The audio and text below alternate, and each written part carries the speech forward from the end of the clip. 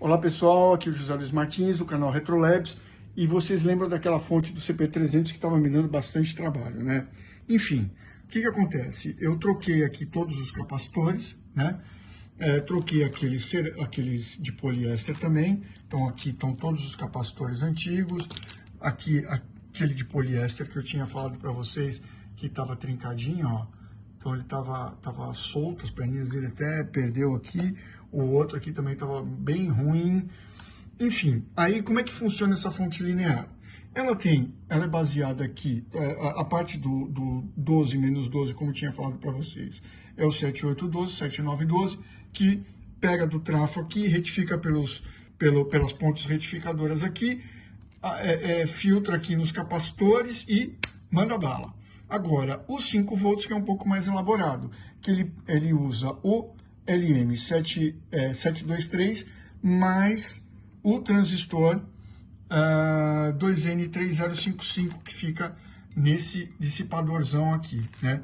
Então, o que acontece? Eu não tenho aqui em casa o LM723, enquanto não chega, eu resolvi testar esse transistor aqui para ver se ele estava funcionando, porque são praticamente os dois únicos caras que podem dar defeito, né? Então, aproveitando, como é que isso aqui funciona? O LM723, ele usa uns resistores de referência para ele decidir qual é a tensão de saída.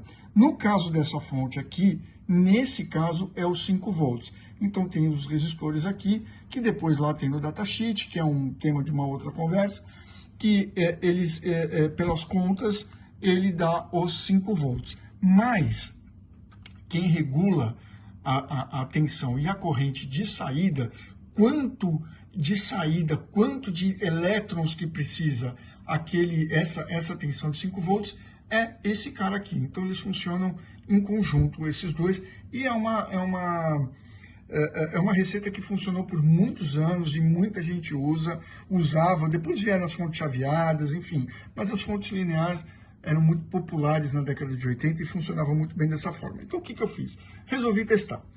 Vamos falar um pouquinho desse transistor. Tem muito falsificado por aí e eu não quis me arriscar a colocar um transistor desse falsificado, embora eu tenha alguns antigos originais. Então eu resolvi testar esse cara aqui. Como que ele funciona? Tem aqui, para a gente saber qual é a posição de cada um dos pinos, sempre a gente pega como referência a maior distância entre o pino e esse furo aqui. Então, a maior distância entre o pino e o furo, nesse caso aqui, é a base. Então, a base desse transistor é esse pino. O emissor é o pino oposto e o coletor é a carcaça. Então, o que eu fiz? Coloquei, fiz o teste aqui com o meu multímetro, tá dando 0,47 alguma coisa, tá ok. Aí a gente inverte a polaridade, inverte aqui. Os bonds tem que dar zero, tem que dar infinito, na verdade, e a gente tem que testar aqui o emissor com o coletor, tem que dar infinito, e a mesma coisa aqui com a base, tá? Então, deu tudo certo aqui, esse transistor aqui passou por esse primeiro teste. Agora, o que acontece? Eu tenho um outro equipamento aqui, que ele faz um teste mais apurado dos transistores, né? Então, eu coloco ele faz o teste de ruptura e o teste de ganho, né? Então, vamos ver primeiro o teste de ruptura, né? Então, eu coloco na posição certa, base emissor, e o coletor eu encosto aqui. E aí, eu pus para 200 volts, que é o máximo de tensão que ele vai colocar. E aperto o teste aqui. Ele está me dando 151 volts. Tá ótimo. O que isso quer dizer, o teste de ruptura? Com quantos volts a gente invertendo a polaridade, ele abre. Então ele abre com 151 volts, que é muito mais do que a gente precisa. A especificação dele é de 60 volts. A gente está com quase 3 vezes aí o que é necessário. Bom, depois vamos fazer o teste de ganho. Aí o que eu faço? Eu coloco aqui no 10 microamperes e aplico o teste. Ele está me dando 35 miliamperes de ganho. É bastante, ele está ganhando bastante. Se eu colocar aqui 1 miliampere, ele está dando 141 miliamperes de ganho. Então, é um transistor que está funcionando super bem.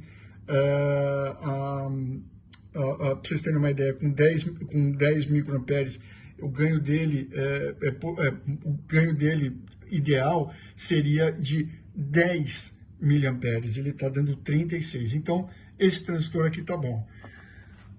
Bom, meus amigos, como nada na vida é fácil, então vamos aguardar chegar o LM723, trocar, eu já vou tirar, já vou colocar aqui um soquete, né? Já vou deixar tudo preparado, e aí vamos para o capítulo 4 dessa nossa saga, tá bom?